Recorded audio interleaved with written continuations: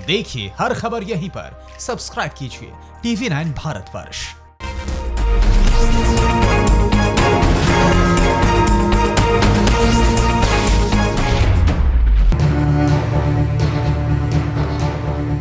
एक बड़ी मशहूर कहावत है, मौत आती है तो वो सड़क की तरफ भागता है। जी वही अड़ी की मर्यादा वो नाम लेने नहीं दे रही है, लेकिन आप समझ गए हैं।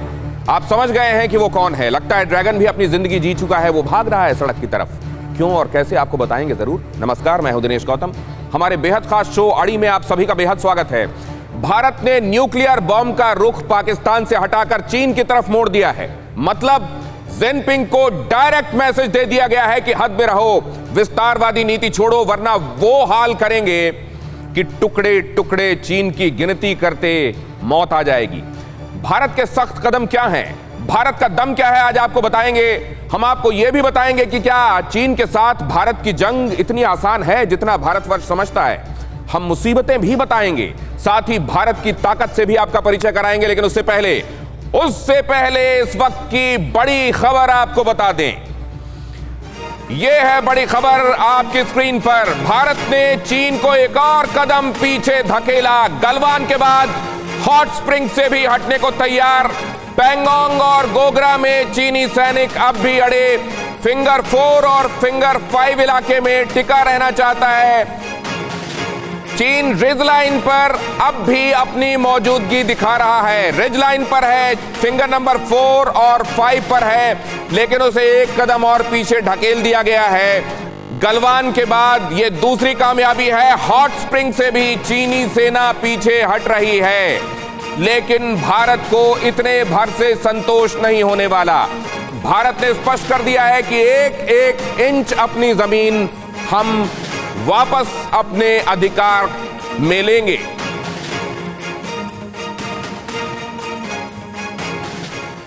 किस तरह के हालात बन रहे हैं, भारत के पास कौन सी वो मजबूतियां हैं जो चीन के ऊपर भारत को एज देती हैं, लेकिन चीन और भारत तनाव में किस तरह की स्थितियों का निर्माण हो सकता है।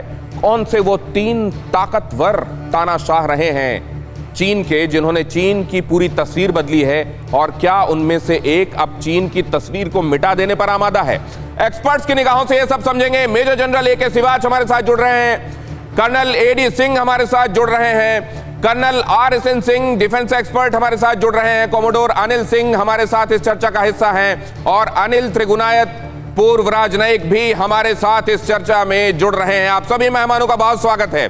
इससे पहले कि मैं अपने मेहमानों का रुख करूं, सबसे पहले यह स्पष्ट कर देते हैं कि वो कौन से हालात हैं और वो कौन सी स्थितियां हैं जो स्ट्रेंथ, वीकनेस, अपॉर्चुनिटी और थ्रेट के हिसाब से हमको आंक लेना चाहिए जब हम भारत और चीन के बीच बढ़ते हुए तनाव को देख रहे हैं। आइए सबसे पहले ये इंफॉर्मेशन ग्राफिक्स, इसको समझते हैं, इसको देखते हैं। इसमें छिपी हुई बातें क्या हैं, लाइंस में क्या दिखाई दे रहा है, बिटवीन द लाइंस क्या है, और उसके बाद हम आगे चलते हैं और अपने एक्सपर्ट से बात करते हैं। अगर तनाव होता है तो लाइन ऑफ एक्चुअल कंट्रोल में किस तरह की चुनौतियां हैं, पहले वो समझते हैं। गलवान, डेप्सांग, हॉट स्प्रिंग में नेगेटिव में चला जाता है। ठंड के दिनों में तापमान माइनस के बहुत नीचे चला जाता है। सेना को बहुत बड़ी संख्या में तंबू, वर्दी, जूते, हेलमेट, क्वालिटी स्टफ चाहिए होगा अगर यहां पर रहना है उस समय भी, जबकि यहां बर्फबारी होने लगती है, नेगेटिव में टेम्परेचर होता है। रसद सामग्री उन तक पहुंचाना यह बहुत बड़ी चुनौती होगी। तो लद्दाख के इलाके में अगर यह तनाव बना रहता है तो जैसे जैसे अब हम आगे बढ़ रहे हैं, आगे अगस्त, सितंबर, अक्टूबर की तरफ जा रहे हैं, तो ये सर्दियां इस तरह की तैयारियों के लिए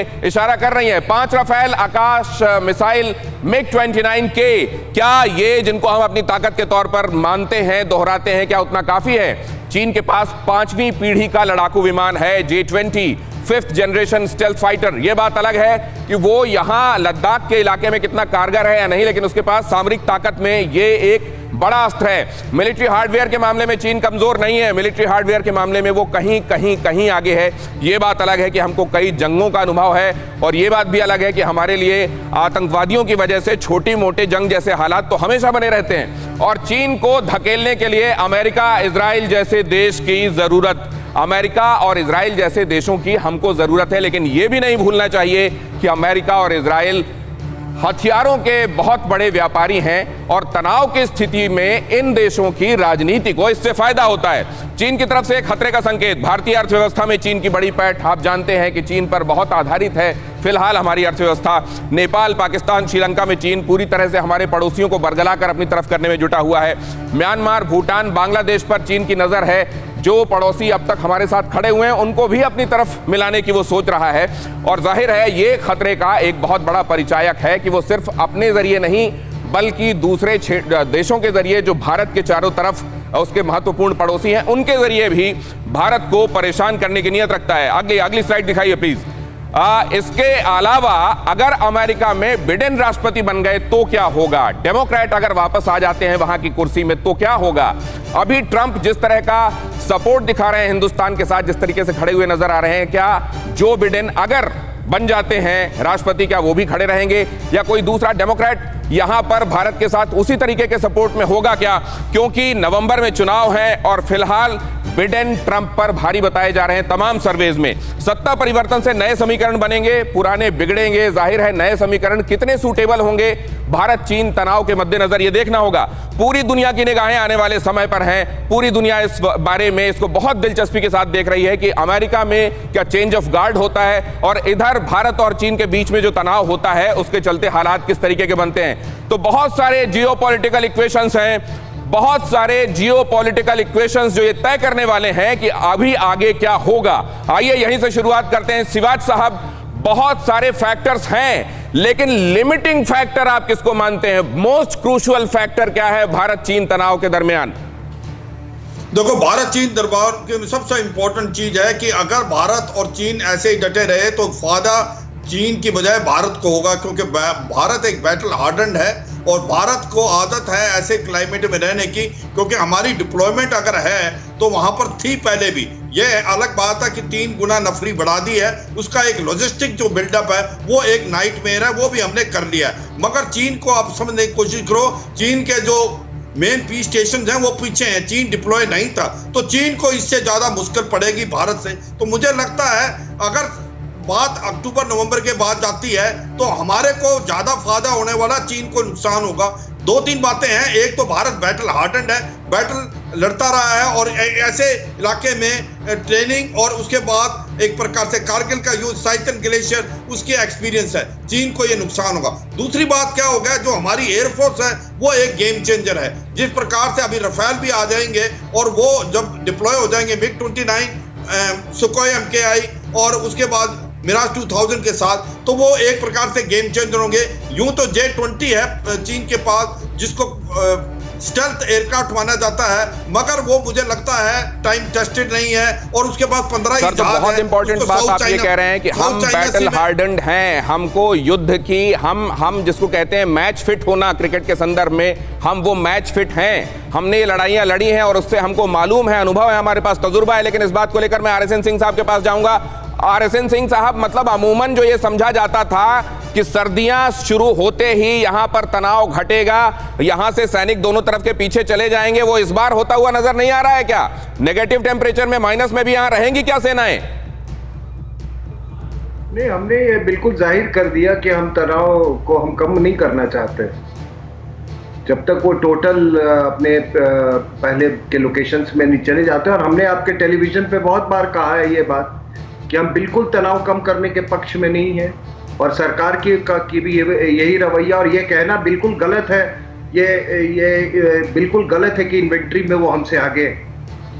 अगर 14 देशों के साथ उनका अगर बॉर्डर्स है और मान लीजिए उनके पास अगर 8000 टैंक है, तो 8000 टैंक क्या पूरे तिब्बत में लगे हुए हैं? ये क्या ये सब ये बातें ये सही नहीं है।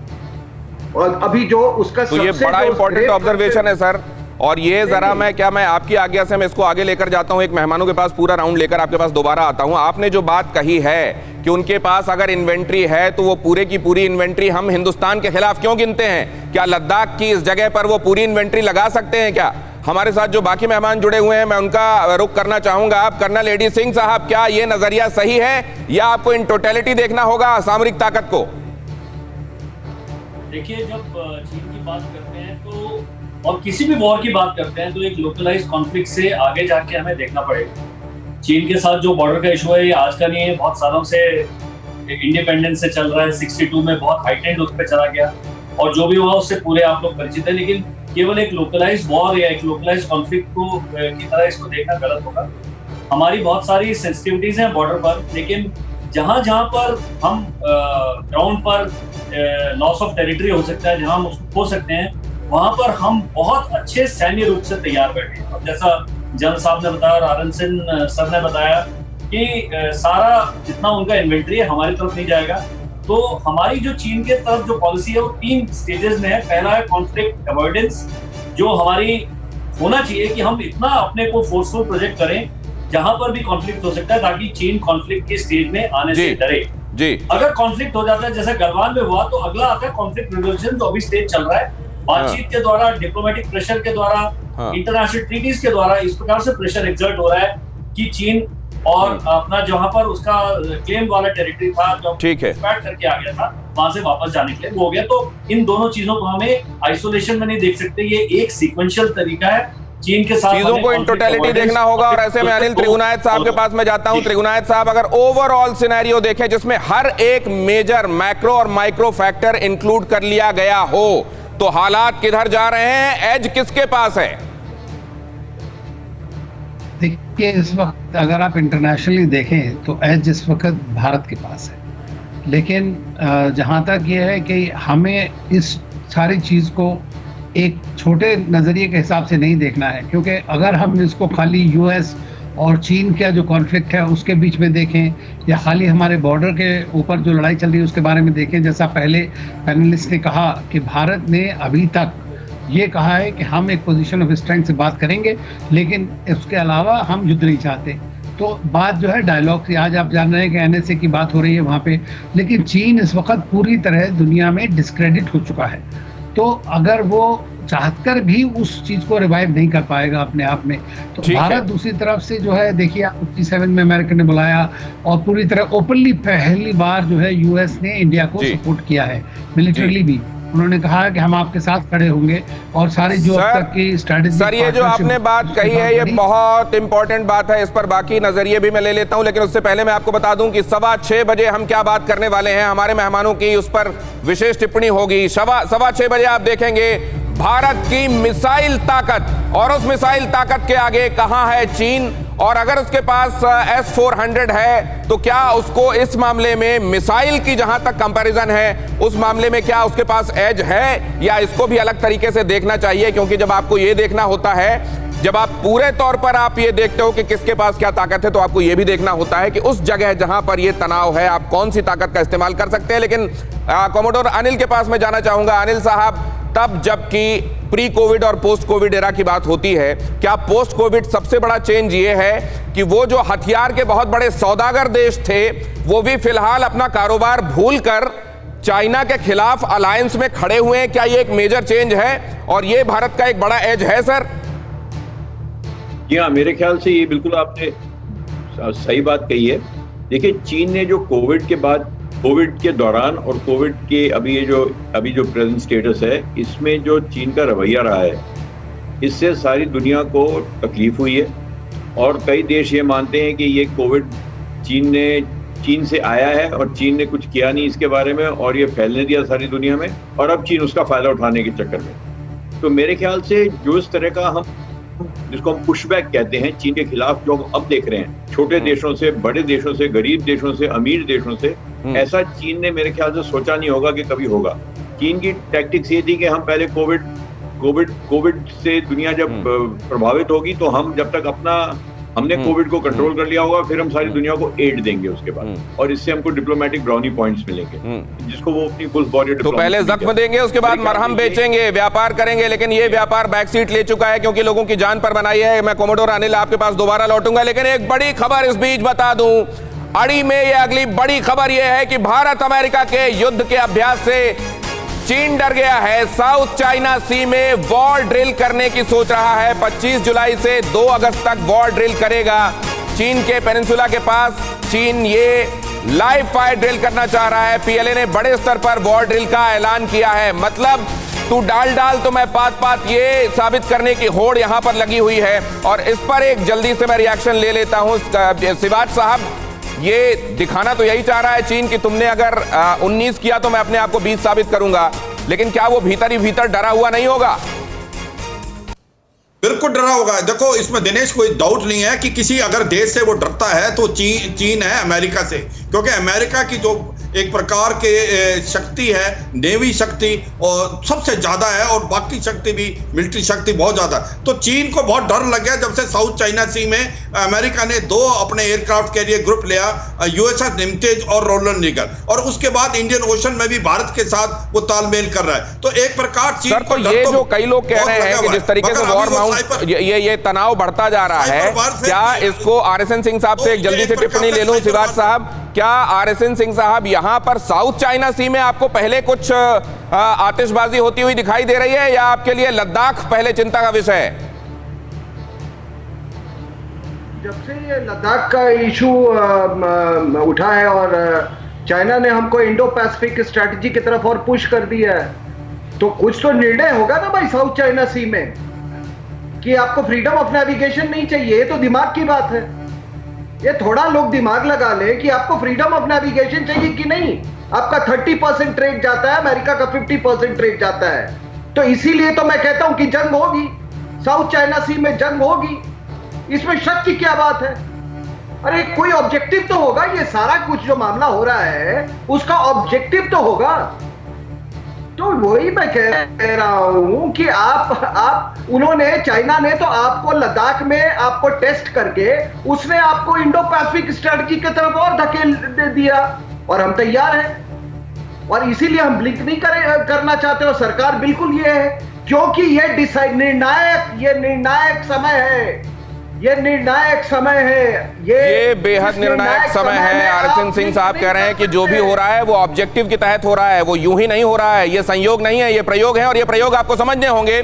लेकिन उन प्रयोगों से पहले इन बातों को भांपते हुए कि हमारे आसपास कौन से वो दुश्मन है, क्या जद है उन दुश्मनों की, कहां पर वो खड़े हुए हैं और कहां से हमको उनको साधना पड़ सकता है, इस हिसाब से भारत ने पहले ही अपने अस्त्र शस्त्र तैयार कर लिए हैं। भारत की मिसाइल ताकत देखते हैं और फिर एक्सपर्ट्स के पास चलते हैं, क्योंकि भारत ने पहले यह भांप लिया है कि चीन और पाकिस्तान उससे बिल्कुल लगे हुए 2 पड़ोसी ऐसे हैं जो कभी भी कुछ भी ऐसा कर सकते हैं जो धोखे की पराकाष्ठा हो सकती है। और इसीलिए ये आप देख रहे हैं जम्मू कश्मीर का इलाका, यहां से अगर आप इन मिसाइल्स की रेंज को देखेंगे यहां से नापते हुए, तो देखिए ये क्या है। पृथ्वी 3 सबसे पहले आपको दिखाई दे रही है, 700 किलोमीटर तक ये मार कर सकती है, और करीब करीब 1000 किलोग्राम का वॉरलोड अपने साथ ये ले जा सकती है।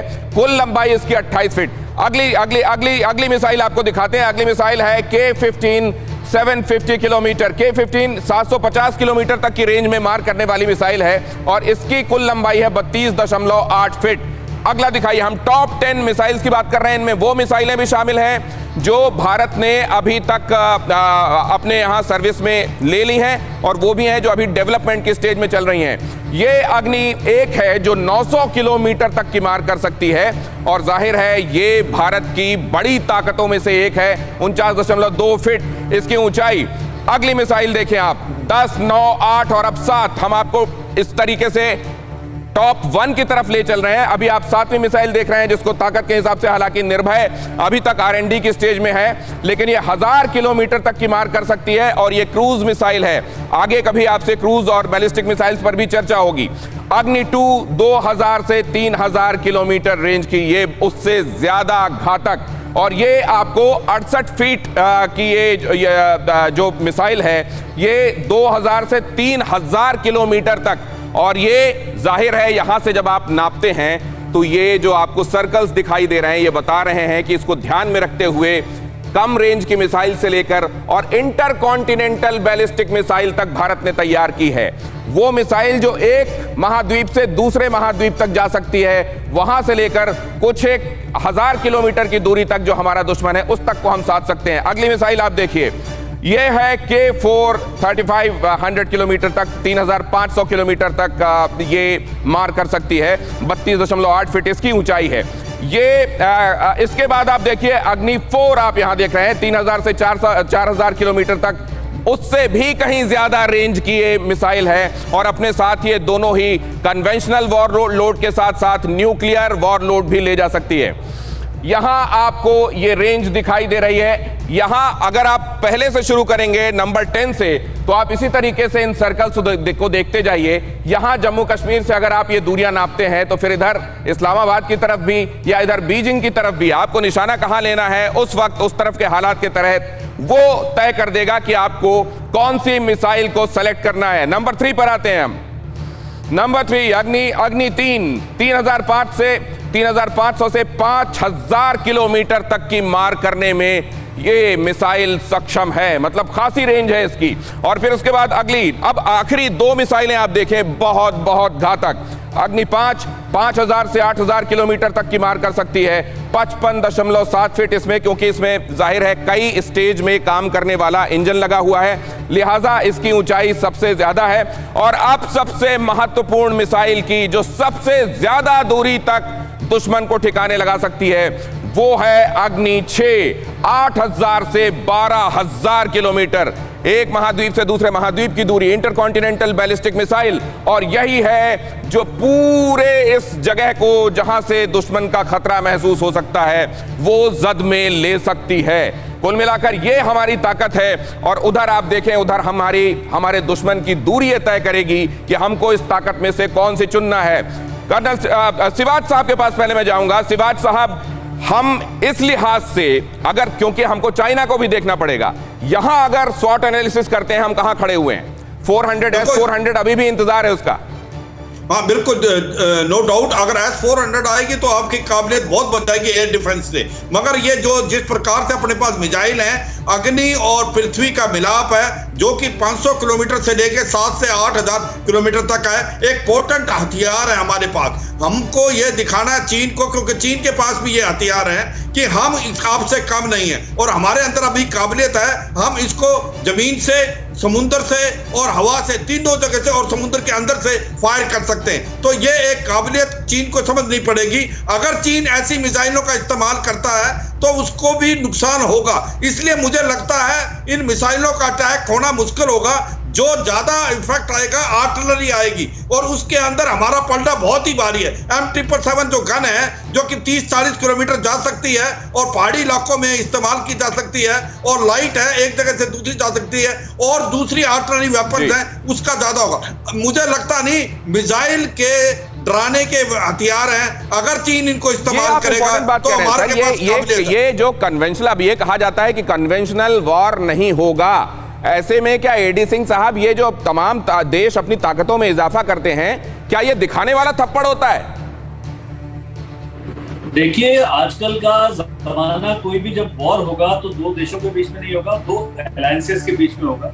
अभी आप साउथ चाइना सी में आपने खुद ही बात की कि जो ब्रिटिश जो फ्लीट है, यूएस फ्लीट है, तो उसके कैरियर ग्रुप्स आ चुके हैं। और पॉस्चरिंग, चीन का जो सबसे सेंसिटिविटी है उसकी एनर्जी सेंसिटिविटी है, जो स्ट्रेट्स ऑफ मलक्का में 80% से ज्यादा जो एनर्जी है और 80% से ज्यादा जो चीन का ट्रेड है वो मलक्का स्टेट से जाता है। तो शायद ये एक रेड हेरिंग है कि वो टेरिटोरियल लद्दाख में वो कर रहा है या इधर कर रहा है। कर्नल एडी सिंह, मैं आपसे रिक्वेस्ट कर सकता हूं कि आप थोड़ा जो माउथ पीस है उसको थोड़ा और करीब रखेंगे क्या? आवाज और स्पष्ट सुनाई देगी हमको जब तक आप वो माउथ पीस अपने करीब लाते हैं। सर, मैं अनिल सिंह साहब के पास जाता हूं। अनिल सिंह साहब, सवाल ये है कि जब कंपैरिजन हो रहा है, स्वॉट एनालिसिस हो रहा है और हम मिसाइल्स की बात कर रहे हैं, चाइना के बरक्स हम कहां खड़े हुए हैं? अच्छा, अलायंस की भी बात कर लें तो अलायंस के हिसाब से ताकत किसकी कहां कैसी दिखाई दे रही है? न्यूसेंस वैल्यू को भी काउंट करना होगा चीन की। सर देखिए, 2 चीजें आपको इसमें ध्यान रखनी है। पहली बात, आपने जो मिसाइल्स का कंपैरिजन दिया उसमें परमाणु मिसाइल भी थे और कन्वेंशनल भी थे। जी,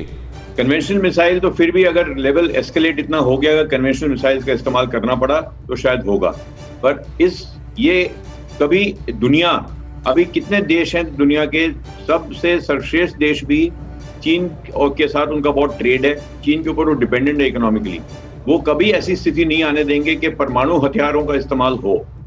और अगर परमाणु हथियार एक बार इस्तेमाल हो गया किसी भी तरफ से, तो ये पूरा डायमेंशन ही बदल जाएगा वॉरफेयर का, ये तीसरा विश्व युद्ध होगा फिर। एक तो ये अगर बात है। परमाणु दूसरा जो हथियारों का हमने इस्तेमाल हो गया, डेटरेंस के लिए ठीक है, लेकिन अगर इस्तेमाल हो जी गया हाँ। तो फिर तीसरा विश्व युद्ध अनिल साहब कह रहे हैं।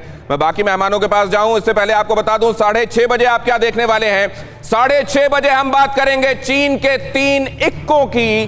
चीन के 3 वो इक्के जिन्होंने चीन की तस्वीर बदली है। क्या तीसरा इक्का उसी तस्वीर को अब मिटाने पर तुला हुआ है, इस पर बात करेंगे।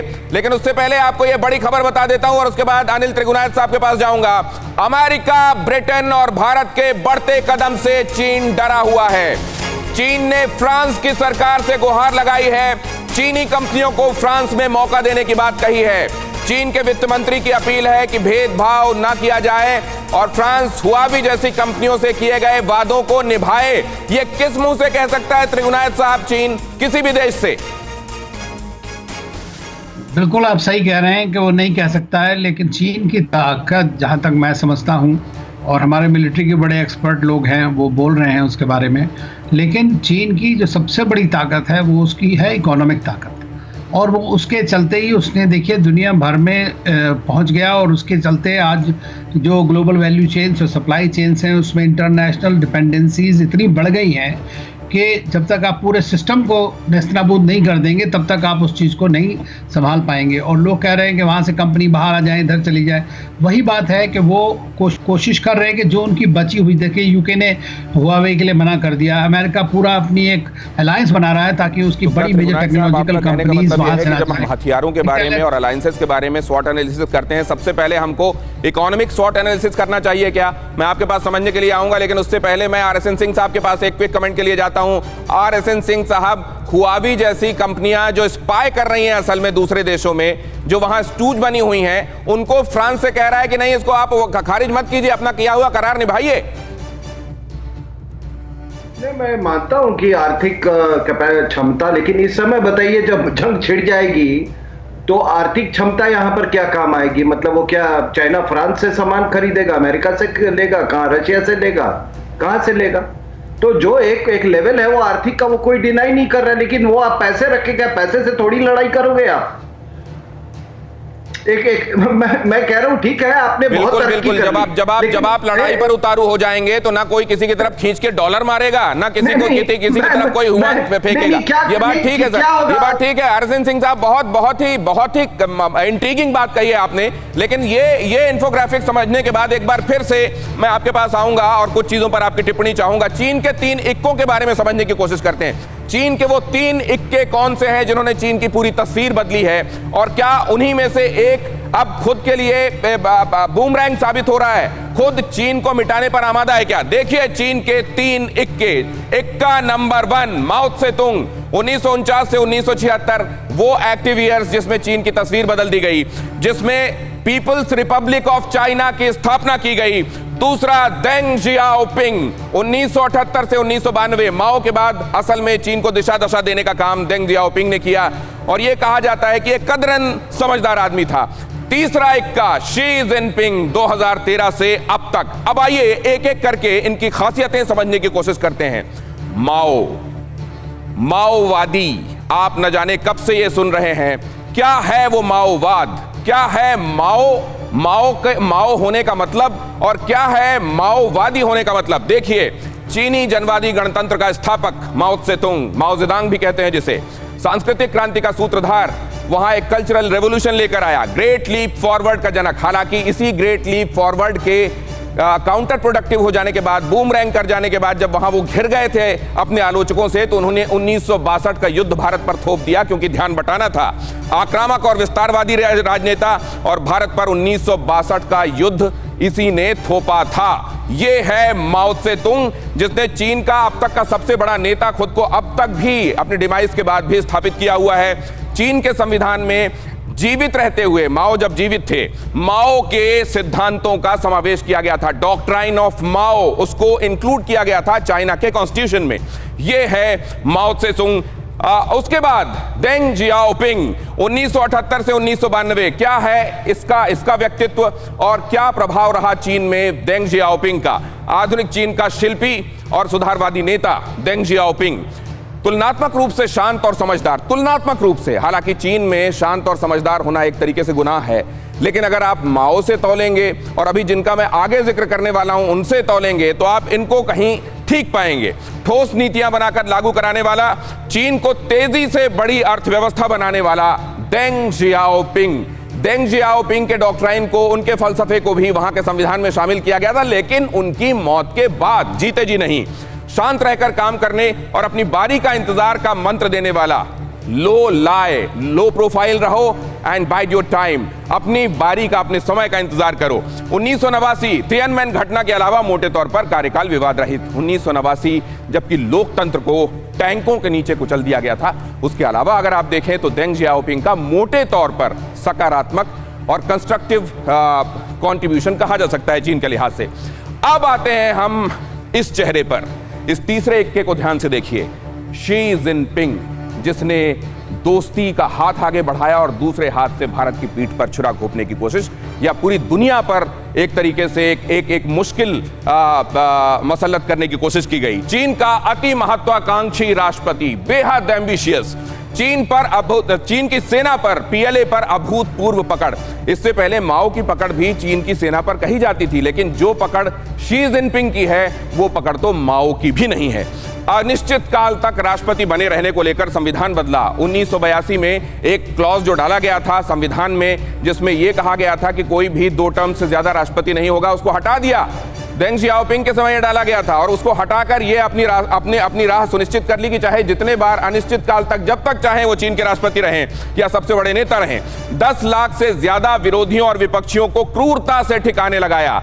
जिसने बात नहीं मानी, वो विरोधी हो या विपक्षी हो, पॉलिटिकल ओपोनेंट हो, क्रूरता के साथ या तो वो गायब हो गया या मार दिया गया या ठिकाने लगा दिया गया। उसके बाद अगली स्लाइड दिखाइए प्लीज। शी जिनपिंग खुद को चीन का सबसे बड़ा नेता बनाने की तमन्ना, माओ से भी आगे फोटो टंगे चीन के ऑफिसों में, घरों में, ये चाहते हैं शी जिनपिंग।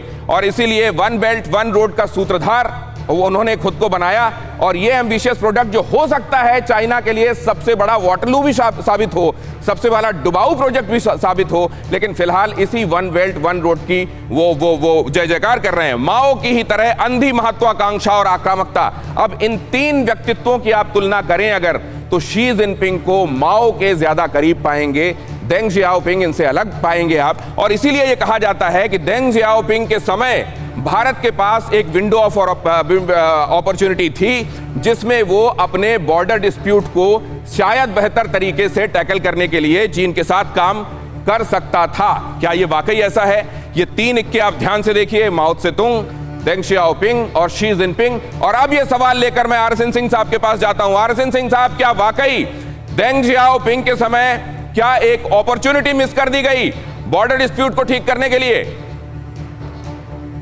नहीं, मैं ऐसा नहीं मानता। कभी भी मंशा नहीं थी चीन की।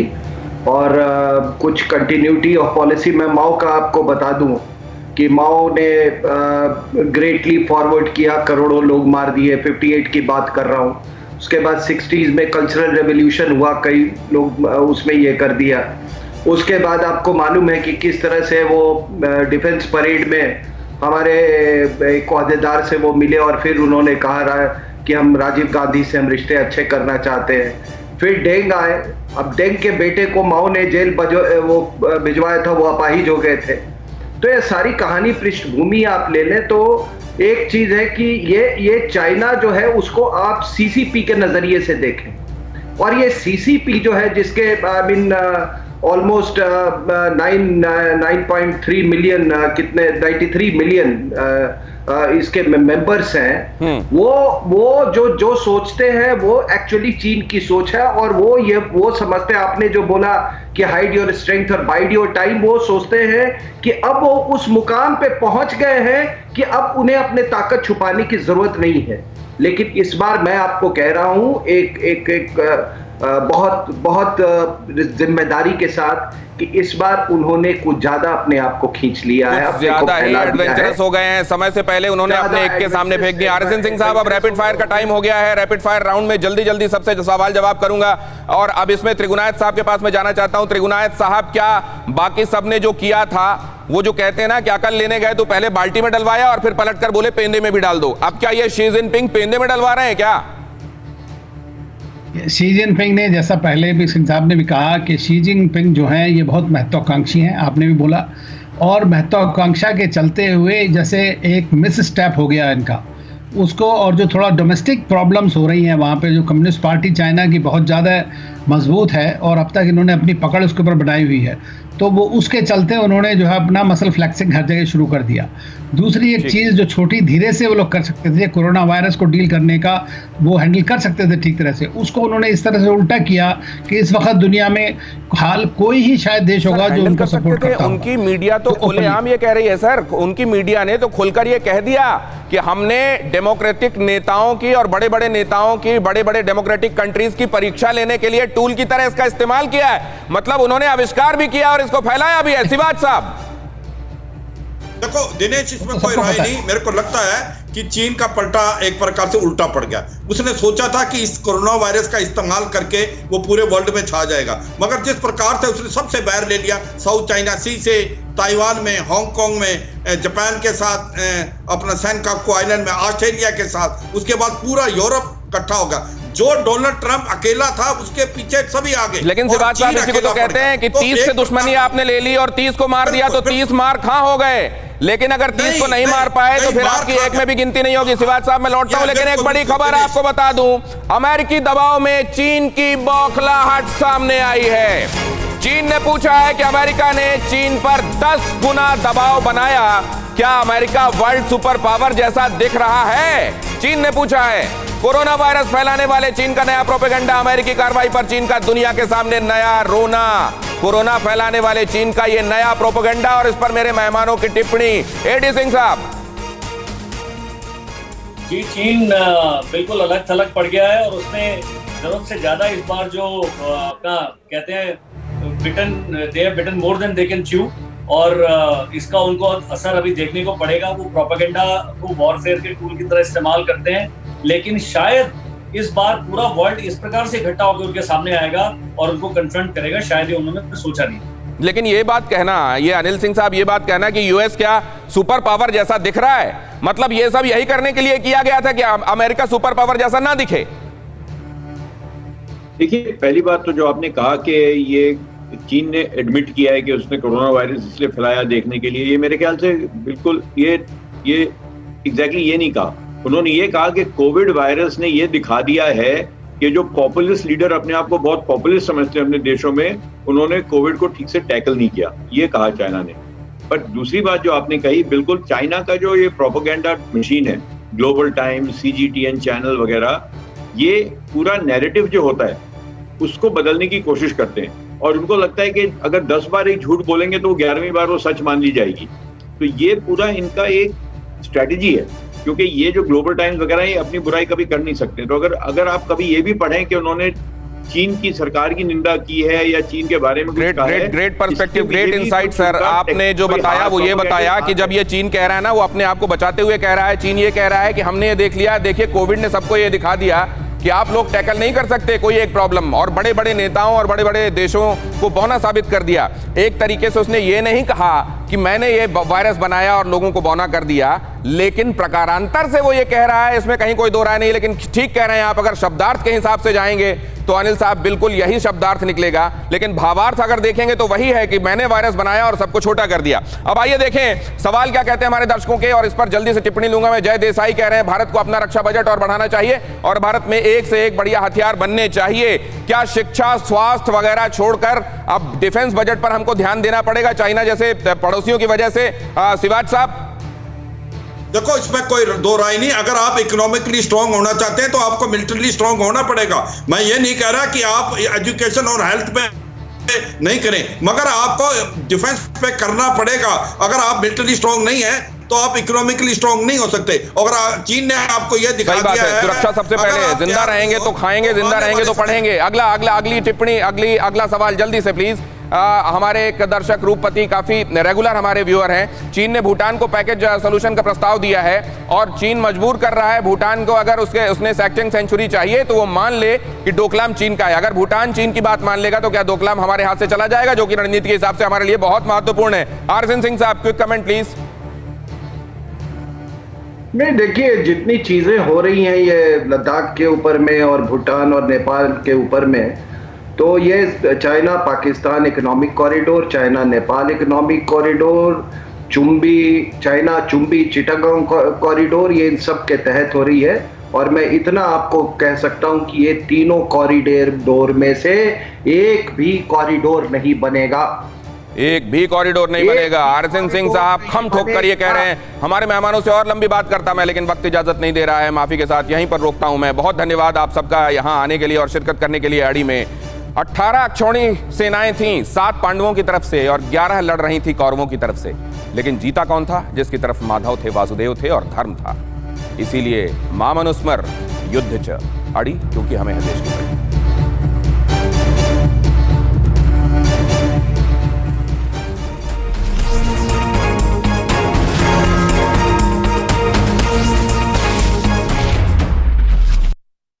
TV9 नेटवर्क 5 भाषाएं, हिंदी, तेलुगु, कन्नड़ा, मराठी और गुजराती। 48 करोड़ इंप्रेशंस। देश का number 1 news network TV9 network.